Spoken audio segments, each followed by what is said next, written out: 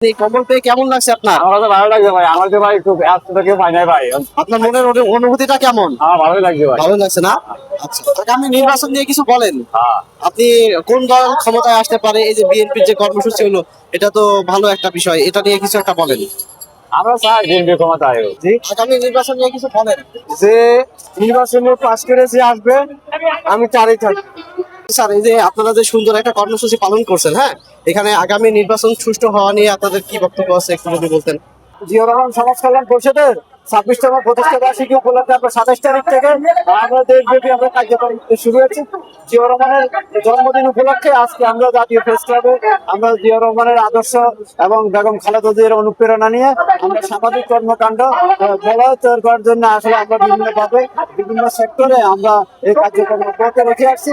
আমরা আসলে গরিব দরিদ্র মানুষদেরকে সবসময় বিএনপি তাদের পাশে ছিল এবং আমরাও এটা হাত বাড়িয়ে দিয়েছি। আমরা মনে করি এটা যারা এখন শীতে কনকনের শীতে মানুষ কিন্তু অনেকভাবে অসুস্থ হয়ে পড়ছে, অনেকে দেখা গেছে শীত বস্ত্র পায় নাই।